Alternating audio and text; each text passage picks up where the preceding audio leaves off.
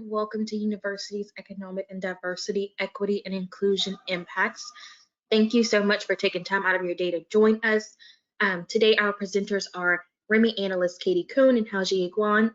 They will be presenting today's presentation, followed by a Q&A session.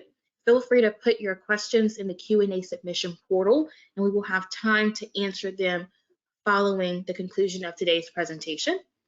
Katy, Haozheyi, over to you. Great, thank you so much, Dee.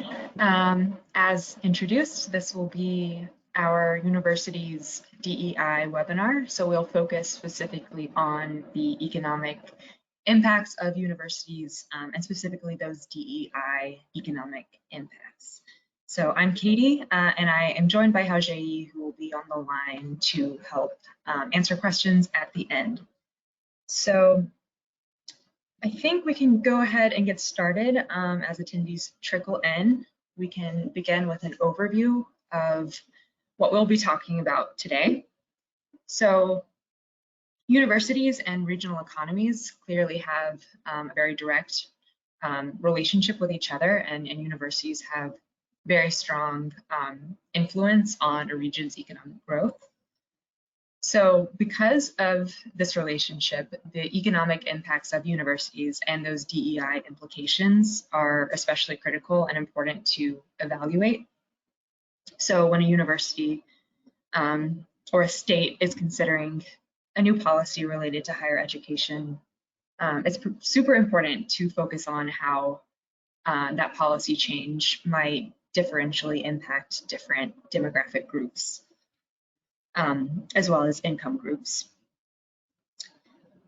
The next part of our presentation will focus on a model simulation where we will look specifically at Washington State and run a sample scenario evaluating an increase in education spending and how that impacts the economy. So that will be our live demo coming up.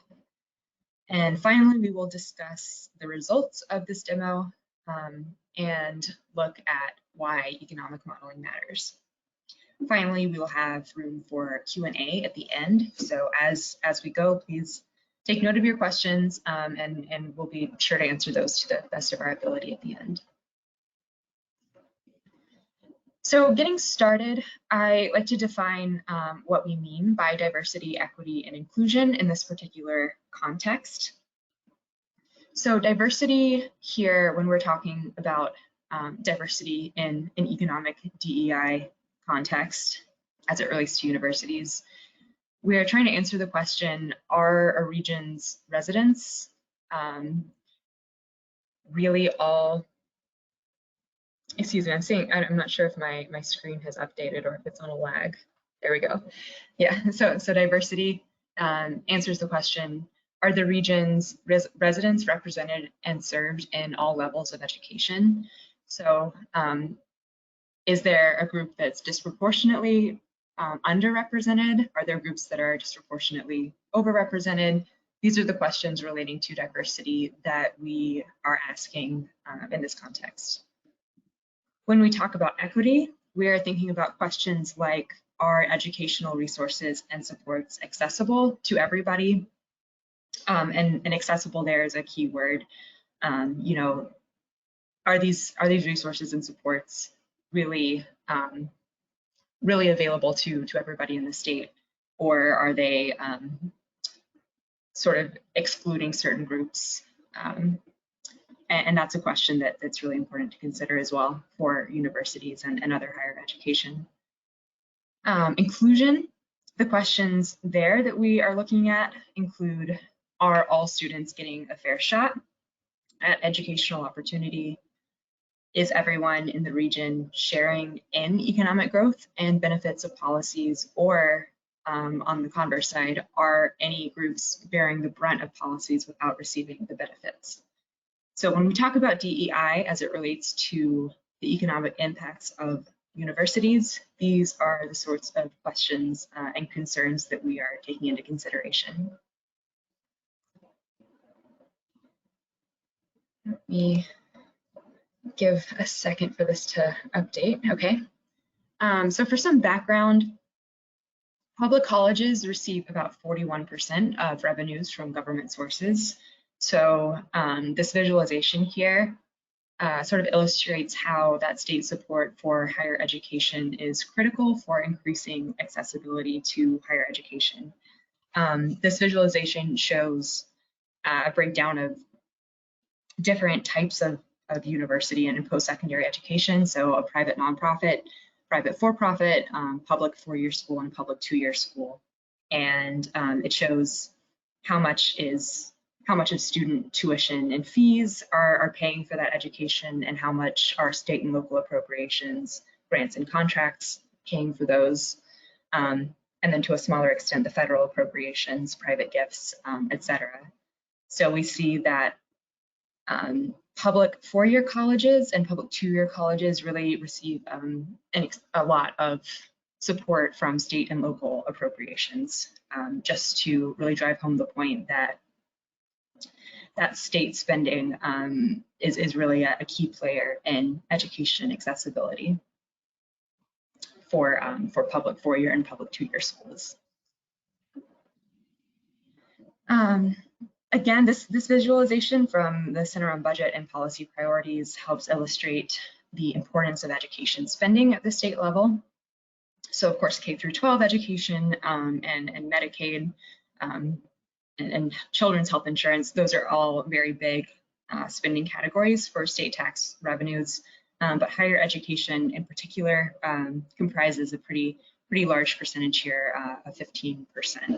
So to set the stage for this upcoming analysis, we can really see how critical state funding is in increasing accessibility to universities and in setting up universities to educate a diverse workforce equitably and from an inclusive standpoint.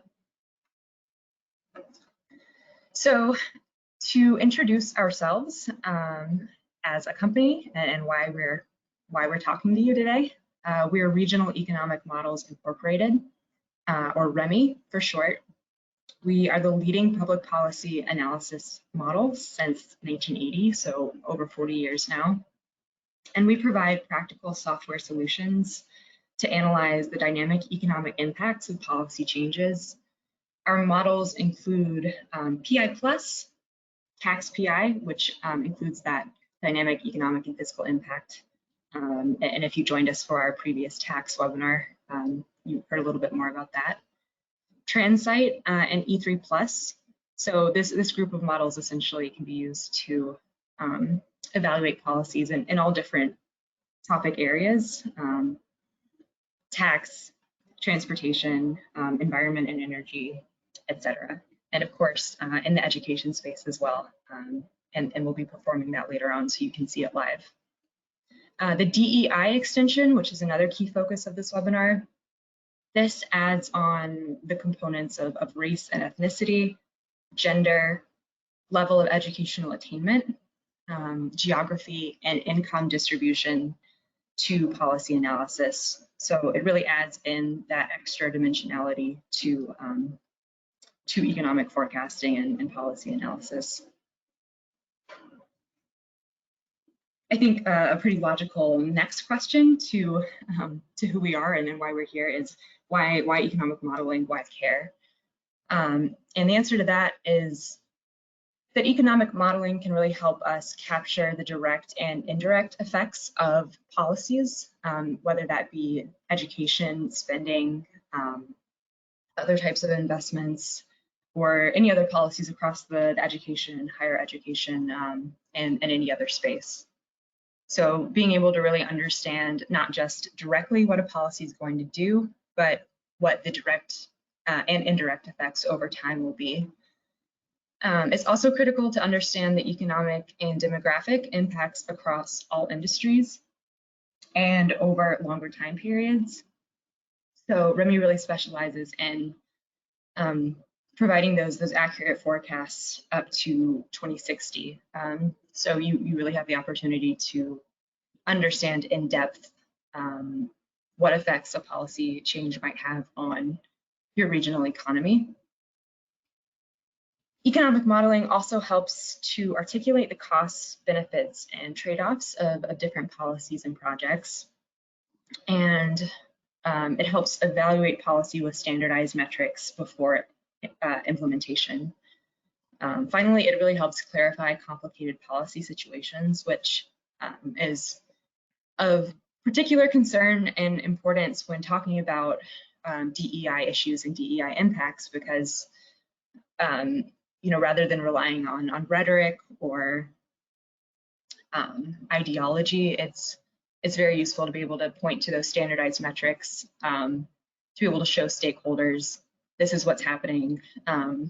This is actually, with numbers behind it, what we're talking about from a policy standpoint.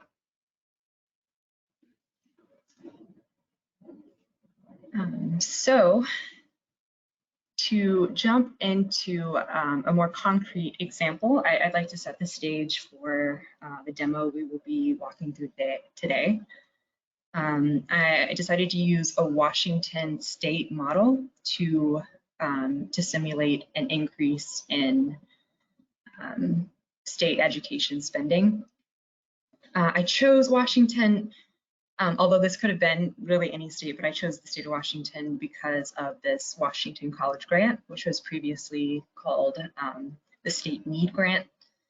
Many states have similar programs, and so for the sake of simplicity, this simulation will not be, a perfect representation of the Washington College Grant, but just to perform the functionalities of the model and the DEI capabilities, I will be using Washington.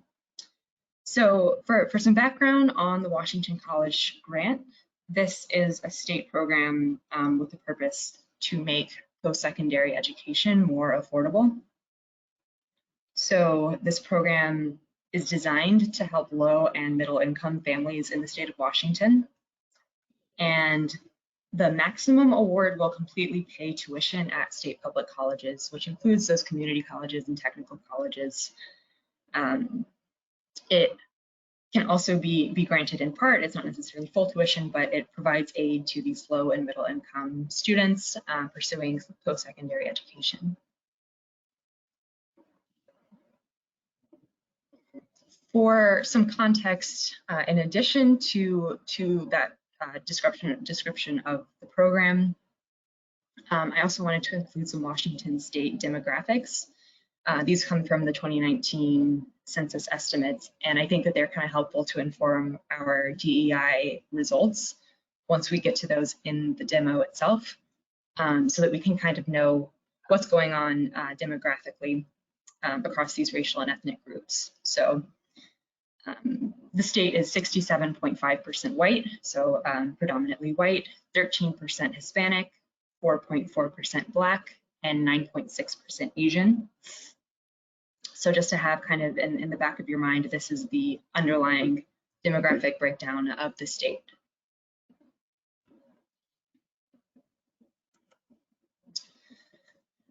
Now to set up our model demo, we are using a Washington state model. This one is 39 regions representing each county in the state. The model scenario is going to simulate an increase in state spending on education services, which includes higher education. And our model inputs are going to include an increase in state and local spending by $50 million in Washington.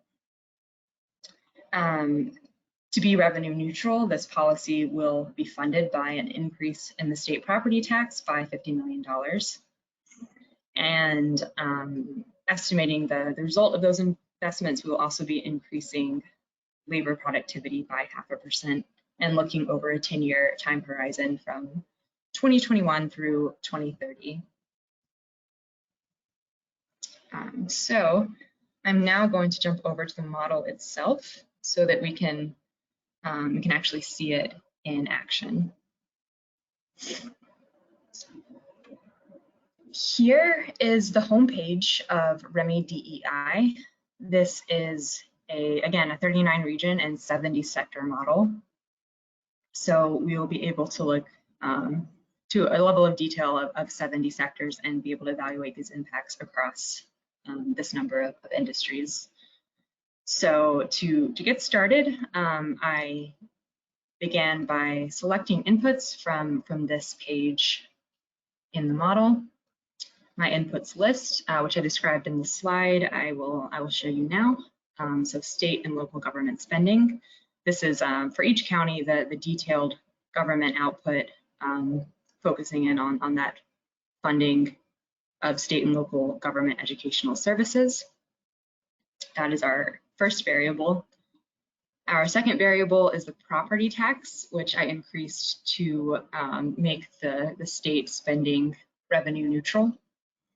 And I increased that by 50 million nominal dollars. And this, this again cancels out the 50 million spent by the state. And then finally, our third policy variable here, hoping to capture the effects of that education investment, we are seeing, we simulated a 0.05% increase in labor productivity, because as I'm sure we're pretty familiar with, education and labor productivity are linked to each other. So we're assuming that this investment in higher education through the property tax will increase labor productivity over our 10-year time horizon. And without further ado, we can get to our results tab. Here we can see the first overview of macroeconomically what's going on as a result of this policy change. So we see an increase in total employment over our time horizon. We see increases in population, increases in labor force, increases in GDP, output, value added, personal income, and some decreases in the PCE price index.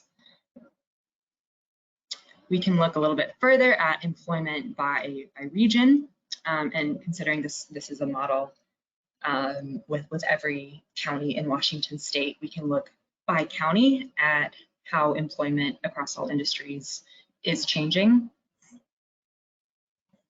By industry, we can see how employment changes. Again, this being a 70 sector model, these are the industries where we can see those results. And then we also have a feature to look at these results by demand source. But to jump into our DEI indicators,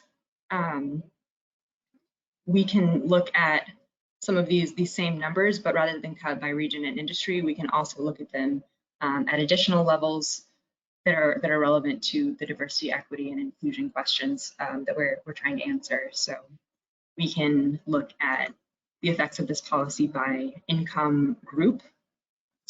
This first tab here, this inequality coefficient, provides us with a measure of inequality in the region. So again, here we have broken down by county that change in inequality. But to interpret this change, just for context, this is a Gini-like coefficient. So as we see a negative number here, or a decrease, that is essentially a decrease in inequality or an increase in equality.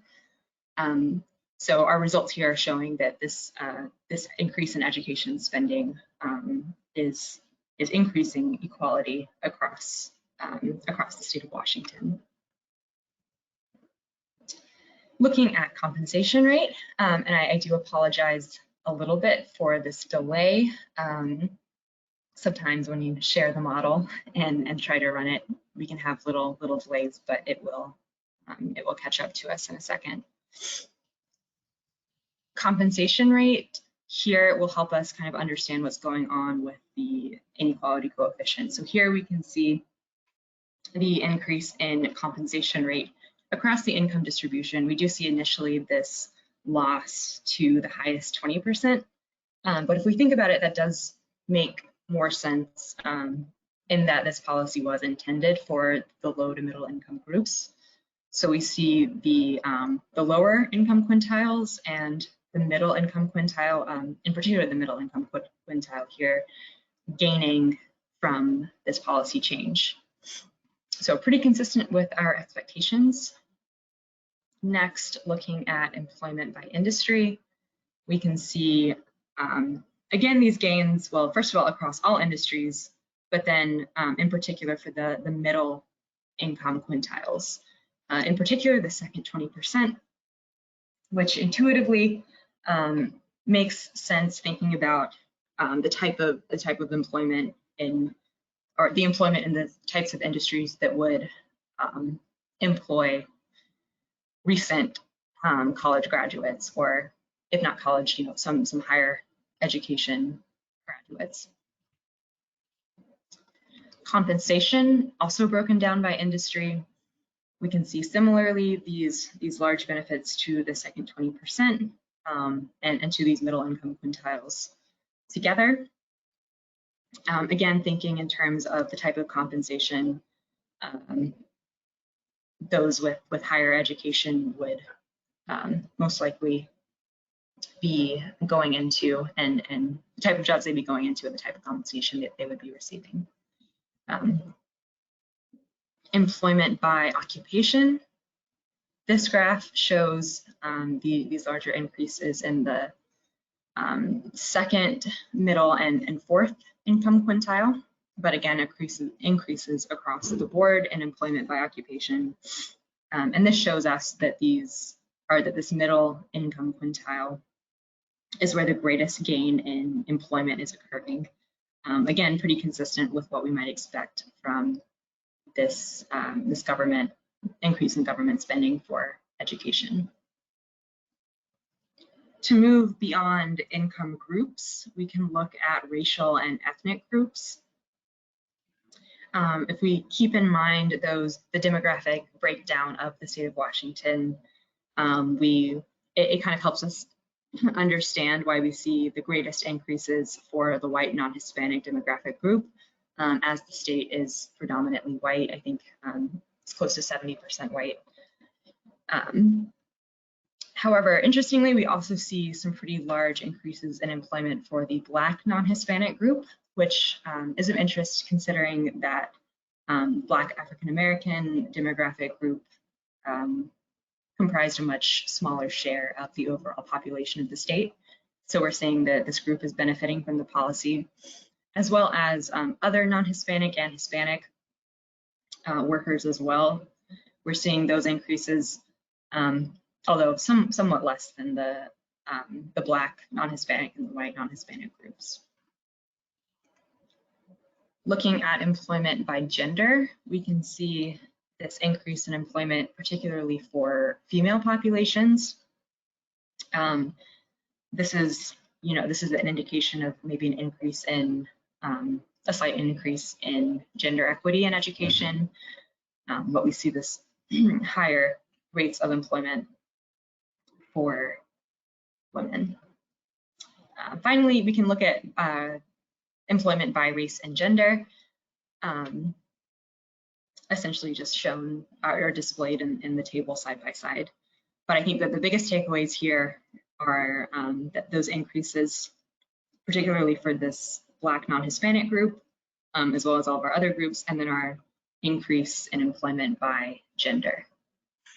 Again, excuse me if my screen is lagging slightly. Employment by educational attainment. Give a second for my screen to update if it hasn't. Okay, looking at employment by educational attainment, we can see here in this summary chart where jobs or where employment increases depending on level of educational attainment. So we can first see how employment for jobs that don't require a bachelor's degree increases, and how employment for jobs that do require a bachelor's degree increase. So we have an increase of around 1,438 jobs that don't require a bachelor's degree, and an increase of about 740 that do. Looking more granularly at the detailed education groups, we can see more specifically the increases in jobs across these 7 educational attainment categories. So those, the greatest increases here that we see are for those with a bachelor's degree, those who attained some college, and those who attained a high school diploma or equivalent. And this can be explained by that, that input of increased government spending. So that increased spending in education did not all concentrate on those with those obtaining bachelor's degrees. It also had these more broad-based benefits across the educational spectrum. Looking now at labor force participation, we can see how the labor force participation rates changed by race and ethnicity. Again, we see the biggest increases in labor force participation by the white non-Hispanic demographic group, which is to be expected considering the demographic breakdown of the state. The white population is proportionally taking up a much larger share of the state's population. Next, we can see increases in the Black non-Hispanic labor force participation rate, which is interesting, again, because that was Black, African-American, non-Hispanic demographic groups that made up the smallest percentage of the share of Washington State's population. So with them having the second highest increase in participation rate, this is particularly notable. By gender, similar to our employment by demographics tab, we can see that more women are brought into the labor force as a result of this change. Another result of interest is unemployment. So we can see that this increase in education spending and resulting increase in labor productivity shows us a decrease in unemployment across all of our regions in the model. And finally, per capita income, we are able to see that personal income per capita, as well as disposable personal income per capita and real disposable personal income per capita, are all increasing across our time horizon as a result of this policy change. Briefly, before I move on, could one of my fellow organizers confirm whether my screen has been stuck on the employment tab, or if you've been able to see me click through each of these tabs?